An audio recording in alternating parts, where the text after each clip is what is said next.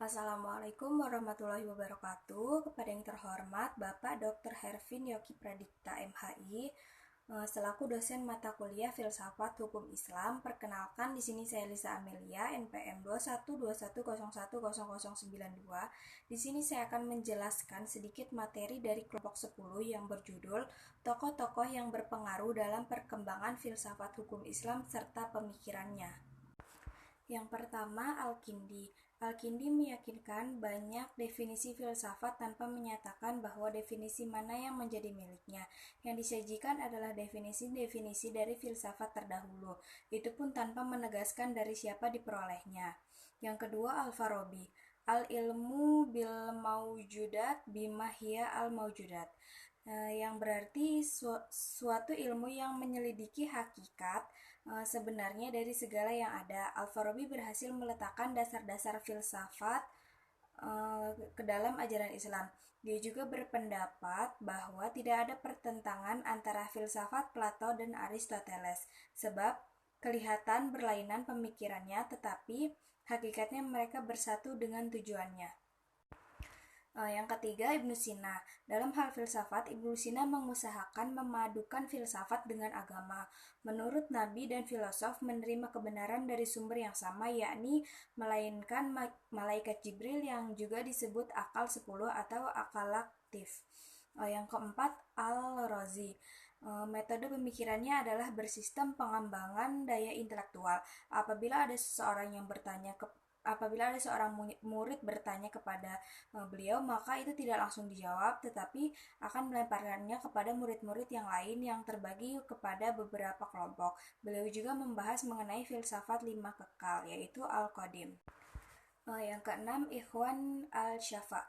Beliau menyatakan bahwa filsafat itu bertingkat-tingkat, yaitu cinta ilmu, mengetahui hakikat wujud-wujud menurut kesanggupan manusia, berkata dan berbuat sesuai dengan ilmu. Dapat disimpulkan bahwa golongan Ahwanus Syafa tidak membagi filsafat amalan, melainkan bagian amalan ini di keseluruhannya dimasukkan ke dalam bagian ketuhanan. Di samping itu mereka juga memasukkan politik kenabian dan ilmu keakhiratan pada partikel. Yang ketujuh, Al-Ghazali. Kerangka Al-Ghazali berjumlah lebih dari 100 buah.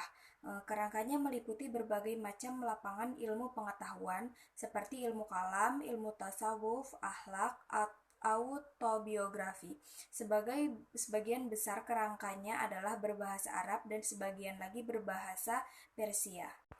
Dan yang ke-10, Ibnu Rusyid, pencari Tuhan. Ibnu Rusyid meneliti berbagai golongan yang timbul dalam Islam, yaitu menurut pendapat dia yang paling terkenal ada 4, yaitu Asy'ariyah, Mu'taziliyah, Batiniyah, dan Hasibiyah. Masing-masing golongan mempunyai kepercayaan berlainan dengan Tuhan dan banyak memindahkan kata-kata syara' dari arti kata lahirnya kepada takwilan-takwilan yang disesuaikan dengan kepercayaannya. Selanjutnya karya yang dihasilkan dari Al-Kindi. Yang pertama, kitab Al-Kindi ila al-Mutashim bila fi al-falsafah al-ula, tentang filsafat pertama.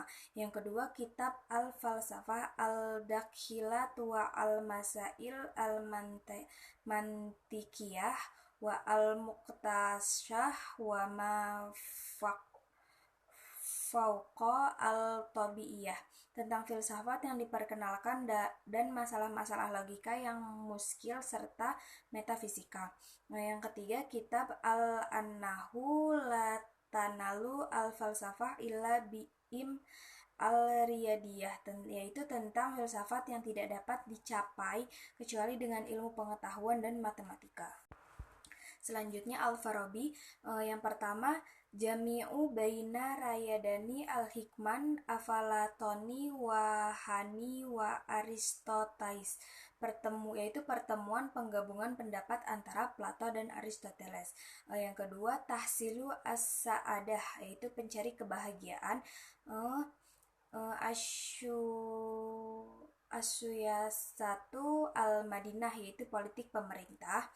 Yang ketiga, Fususu al-Tarom, yaitu hakikat kebenaran.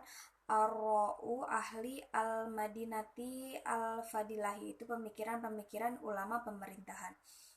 Selanjutnya dari Ibnu Sina yaitu As-Sifa, yaitu buku tentang penyembuhan. Yang kedua Nafat, yaitu ringkasan dari buku Asy-Syifa. Yang ketiga An-Nun, yaitu buku ilmu kedokteran. Yang keempat Ad-Didiyah, yaitu ilmu kedokteran. Yang kelima Al-Musyiqah, yaitu buku tentang musik. Yang keenam Al-Mantiq, yaitu buku Abu Hasan Sahli. Yang selanjutnya karya Al-Razi. Al-Razi memiliki banyak karya yang berupa buku-buku dalam bidang kedokteran, fisika, logika, matematika, dan astronomi. Adapun buku-buku diantaranya yaitu At-Tib Al-Ruhani, Al-Syirat Al-Dahula, Al-Dawla 4, Kitab Al-Lazah. Yang kelima Maqalah fi Mabad Al-Tabi'iyah. Yang keenam Al-Syukuk ala Fruklus. Yang selanjutnya karya Ibnu Miskawayh. Dalam buku The History of the Muslim Philosophy disebutkan bahwa karya tulisannya yaitu sebagai berikut. Yang pertama Al-Fauz Al-Akbar, Al-Fauz Al-Asghar, Faja'arib Al-Uman, yaitu sebagai sejarah tentang banjir besar yang ditulis pada tahun 369 Hijriah atau 979 Masehi. Yang kedua Us Al-Farid, ini tentang koleksi anekdot, syair, peribahasa, dan kata-kata hikmah. Selanjutnya karya dari Ibnu Rusyid, Kasifan Manahij Al-Adilat fi Aqaid Al-Milad, yaitu kritikan terhadap metode para ahli ilmu kalam dan sufinya. Fas al-Maqal fi Mabain al-Hikmah wa al-Syariah min al-Ittisal, yaitu metodologi terhadap pemikiran agama dan filsafat.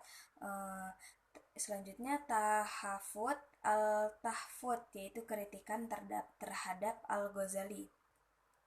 Selanjutnya karya Ikhwan Al-Syafa, yaitu karya monumental Ikhwan Al-Syafa, ensiklopedia rasa Ikhwan Al-Syafa. Kitab ini memuat informasi yang sangat penting diketahui oleh publik tentang berbagai disiplin ilmu pengetahuan yang telah berkembang di dunia Islam pada sekitar abad ke-10 dan 11 seperti matematika, etika, logika, fisika, psikologi, dan agama yang terkumpul dengan 52 risalah ilmu yang sangat maju diukur dengan zamannya.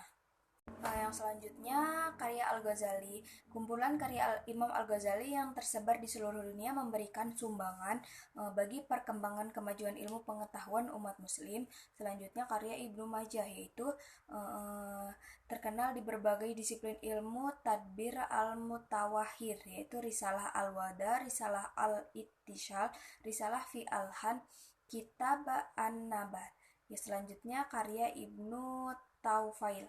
Ibnu Taufail adalah dokter, filsuf, ahli matematika, dan penyair yang sangat terkenal dari Muad'Din Spanyol. Tapi sayangnya hanya sedikit sekali karya-karyanya yang dikenal orang Miguel Kashiri. Ada dua karya, yaitu Risalah Ibnu Haizan dan Asror Al-Hikmah Al-Masyrikiyah yang disebut terakhir ini berbentuk naskah. Sekian pemaparan materi dari saya, lebih kurangnya saya mohon maaf. Dan jika ada kata-kata yang salah atau penyebutan kalimat yang salah, saya mohon maaf. Wassalamualaikum warahmatullahi wabarakatuh.